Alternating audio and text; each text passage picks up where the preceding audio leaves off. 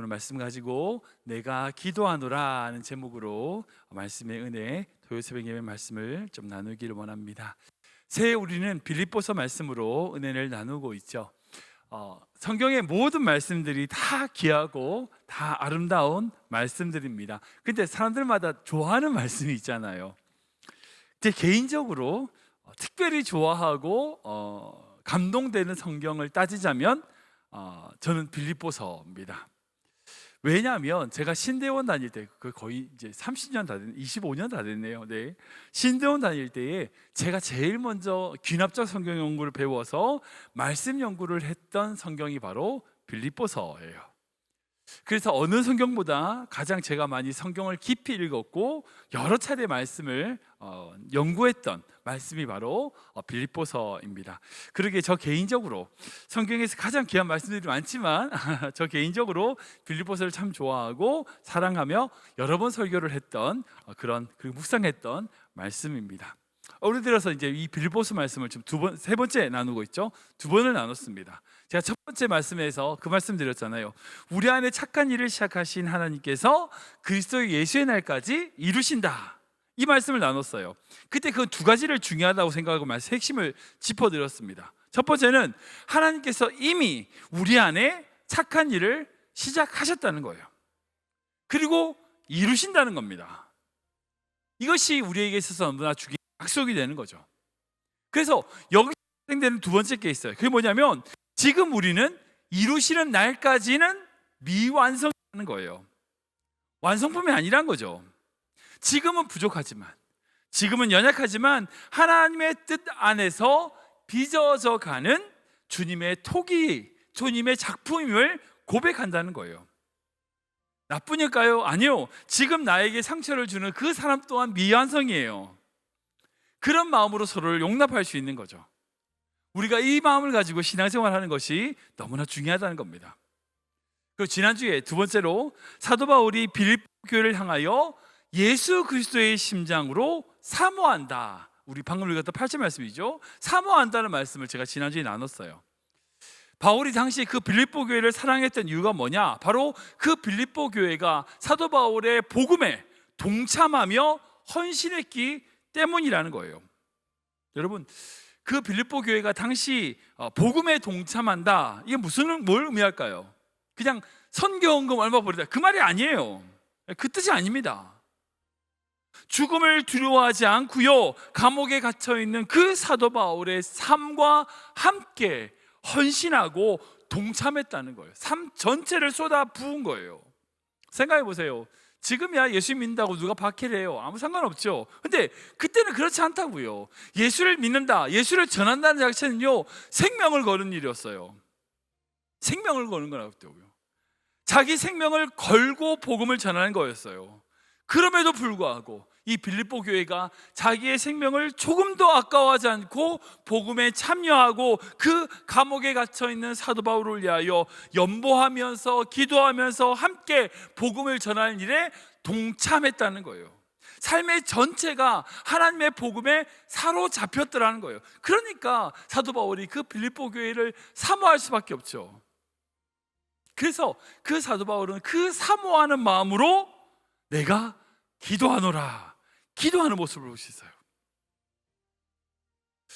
사실 오늘 나누는 이 바울의 기도는요, 빌립보서 1장에 있어서 제일 중요한 부분이고 제일 중요한 말씀입니다. 그래서 제가 이 사도 바울의 기도에 대하여 좀 집중적으로 길게 한번 좀 나누려고 하는데, 이 사도 바울이 정말 사랑하는 빌립보 교회를 향하여 어떻게 기도했느냐, 우리가 배워야 될 기도예요. 여러분들 사랑하는 사람들이 있죠. 자녀가 있고 손주들이 있으실 거예요. 그리고 남자친구든지 여자친구든지 그런 사람도 있을 거고요. 아니면 여러분 스스로를 생각해서 나를 위한 기도를 할 때 내가 어떻게 내 하나님 앞에 바르게 신앙생활을 할 수 있을 것인가에 대한 기도의 제목이 무엇인지를 배울 수 있어요. 여러분들이 사랑하는 그 사람, 자녀일 수도 있고요, 부모님일 수도 있고요, 아니면 교회일 수도 있겠죠. 그 사랑하는 대상을 위하여 우리가 어떻게 기도하고 있습니까? 뭘 두고 기도하나요? 우리가 이 사도 바울의 기도를 통하여 우리가 정말 드려야 될 기도가 어떤 기도인지를 정확하게 보여주는 샘플이라고 할 수 있어요.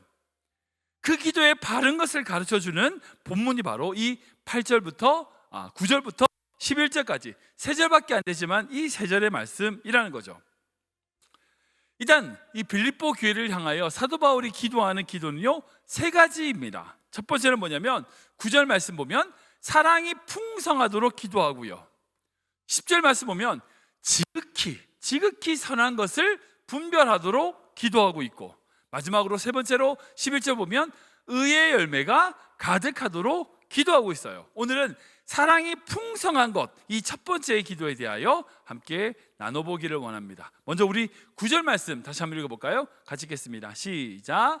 내가 기도하노라 너희 사랑을 지식과 모든 총명으로 점점 더 풍성하게 하사. 아멘.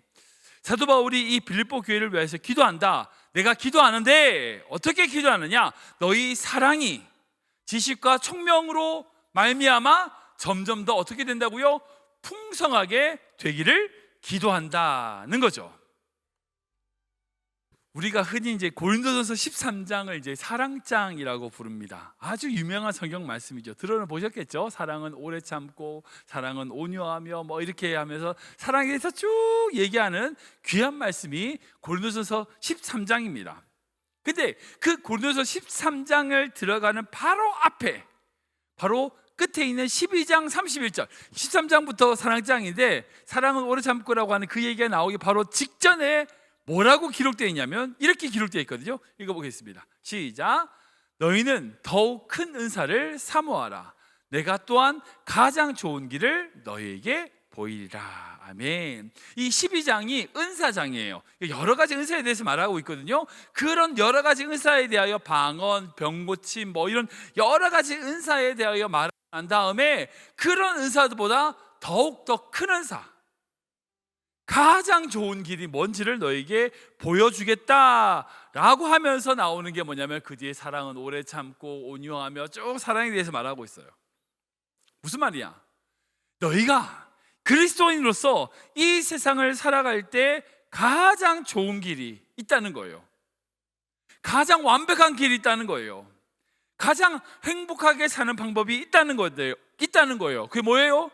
사랑이래요. 사랑하며 사는 거예요. 우리가 이 세상을 살아갈 때요 가장 좋은 길, 가장 완벽한 길은요 결국 사랑의 길이에요. 동의하시죠? 그래요 진짜.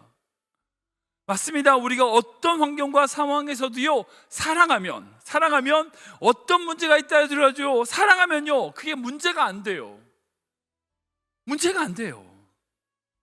왜냐하면 사랑은요 모든 것을 바라고 모든 견디고 모든 것을 이기니까요. 사랑이 있으면 돼요. 우리가 흔히들 이제 사랑을 준다고 이제 얘기하는데 여기서 말하는 사랑을 준다는 게 마치 무슨 만들어진 공산품 같이, 예를 들어서 무슨 이런 리모컨, 물병 뭐 이런 것들을 준다는 개념이 아니죠. 사랑이란 것이 어떤 공장에서 찍어내는 무슨 상품이 아니잖아요. 사랑은요 키우는 거예요. 자라는 거예요. 그러니까 뭘 찍어내듯이 만들어내는 것이 아니라 매일매일 물을 주고 자라게 하는 어떤 화초와 같은, 꽃과 같은 생명, 그것이 바로 사랑이에요. 그러기에 사랑은요 희생을 동반하고 사랑은 오래 참는 거죠. 그러기에 사랑에는요 반드시 어떤 감정, 어떤 기분, 이게 아니에요. 오직 말씀대로 지식과 총명으로 말미암아 풍성하게 되는 거예요. 여기서 말하는 지식과 총명이 뭘까요? 인간적인 지식입니까? 뭐 똑똑한 사람들이 더 사랑하나요? 어떤 지혜가 있는 거예요? 아닙니다. 여기서 말하는 지식은요 영적인 지식을 얘기하는 거예요. 영적인 진리를 얘기하는 겁니다. 즉 하나님의 말씀을 통하여 우리는 사랑이 풍성해질 수 있는 거예요. 우리 안에 있는 이 사랑은요 하나님의 그 말씀을 통하여 풍성해질 수밖에 없는 거예요. 자라게 되는 거예요. 혹시 여러분들 주변에 정말 말씀을 열심히 배우고 노력하고 말씀대로 살려고 하는데 사랑이 없는 사람 있는 걸 보셨어요? 없어요. 그런 사람은 자꾸 그렇게 말씀을 더 배우는데도 사랑이 없어진다. 그게 잘못된 거예요. 잘못 배우는 거예요, 성경을. 성경은 배우면 배울수록, 그 성경은 깨달으면 깨달을수록 우리 안에 사랑이 더 풍성해져요. 이단이라든지 그런 데 가면요, 그게 왜 문제가 되냐면 그렇게 그 이단에 빠지면 빠질수록 사랑이 없어져요. 자기만 구원받고 자기만 이런 식으로 특별한 이런 걸로 빠져버려요. 그게 이단이라고요. 잘못 배우는 거예요. 하나님의 사랑을 배우면 배울수록요, 더 약하고 연약하고 불쌍한 사람들에 대한 긍휼한 마음, 그런 선교에 대한 사랑, 민족과 복음을 향한 그런 사랑이 풍성해지는 거예요. 그게 성경을 바로 배우는 거죠. 말씀 앞에 서면요, 누구나 다 자기를 돌아보게 되고요, 그 말씀을 적용하다 보면 그 안에 사랑이 생명처럼 자라게 생겨 있어요. 그래서 생명력이 커지는 거죠. 혹시 사랑이 필요한 관계가 있으십니까? 그러면 그 사랑을 어떻게 키울 수 있을까요? 어떻게 자랄 수 있을까요? 제가 방법을 가르쳐 드릴게요. 같이 말씀을 보면 돼요. 같이 말씀을 보고요, 같이 말씀을 묵상하면요, 사랑이 커져요. 제가 이제 서울에서 청년부 사회 갈 때에 이제 지금 우리 교회에도 이제 한 커플이 생겼긴 했지만, 성경 공부하다가 눈이 맞은 커플이 두 커플이 있습니다. 그 중에 특별히 한 커플은 뭐냐면 자매가 형제보다 6살이 많아요. 연상이에요. 6살 연상이에요. 그러니까 나이가 꽤 나는 거죠. 근데 세가족으로 들어왔던 청년인데 음악을 잘하는 청년이었어요. 근데 그걸 가르치던 리더, 셀리더 자매하고 성경 공부를 하게 됐어요. 근데 둘이서 말씀을 나누다가 더 좋아가지고 1대1도 하고 무슨 양육반도 들어가고 이렇게 쭉 우리가 지금 프로 가지고 성경 공부를 시켰거든요. 중에 말씀 나누다가 눈이 맞았어. 결혼했어요. 지금은 이제 또 찬양사역 열심히 하면서 지금도 왕성하게 섬기고 있는 귀한 가정으로, 아기들도 있고, 귀한 가정으로 섬기고 있습니다. 아무튼 말씀을 같이 나누면요, 사랑이 회복돼요. 혹시 이제 성도님들 간에 부부 안에 좀 힘든 가정이 있으십니까? 여러분 마음 다 터놓고 이제 남편 아내 서로 얘기한다, 회복 안 돼요. 절대 회복 안 돼요. 정말입니다. 내 감정, 내 기분을 다 얘기한다고 그 사람이 날 받아줘요? 절대 안 받아줘요. 그런데 신기한 건 뭔지 아세요? 같이 말씀을 보면, 같이 말씀을 묵상하고요, 같이 말씀을, 하나님의 은혜를 나누게 되면요, 그 안에 사랑이 회복돼요. 그게 제일 중요한 거예요. 그러니까 내 기분을 얼마큼 그 사람에게 알려주느냐가 문제가 아니라 하나님의 말씀을 함께 나눌 때에 그 안에 사랑이 회복되어지는 거예요.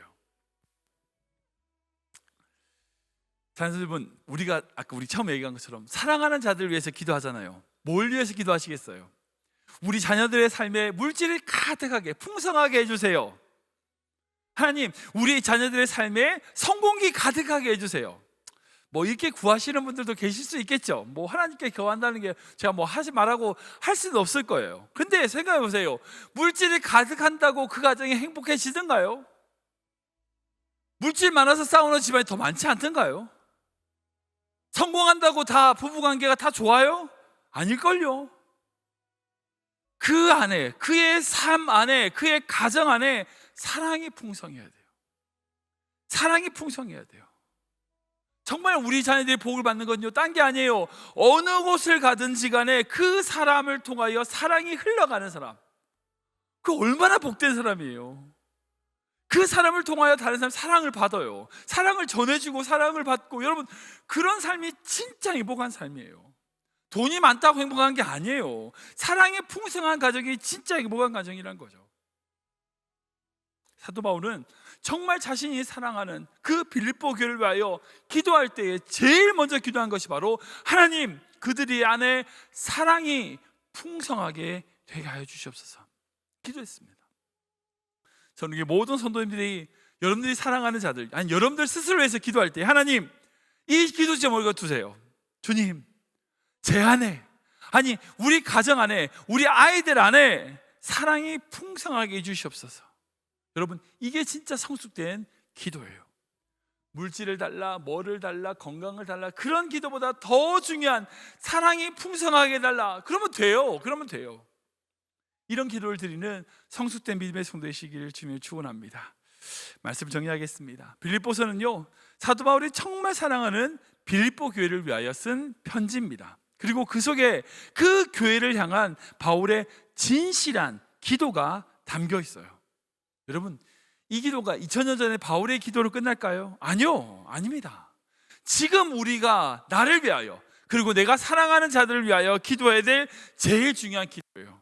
그 첫 번째가 뭡니까? 하나님, 나의 마음 가운데, 나의 삶 안에, 나의 자녀들에게, 우리의 가정에, 우리 교회에 하나님의 사랑이 풍성하게 해주시옵소서.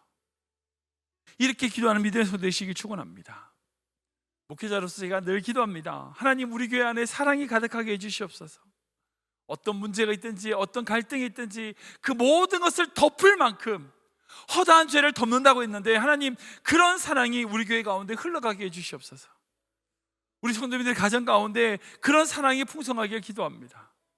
특별히 우리 청년들, 우리 다음 세대 지금 수련회 중에 있는데 사랑이 가득하게 기도합니다. 이것이 바로 우리가 드려야 될 제일 중요한 기도 제목입니다.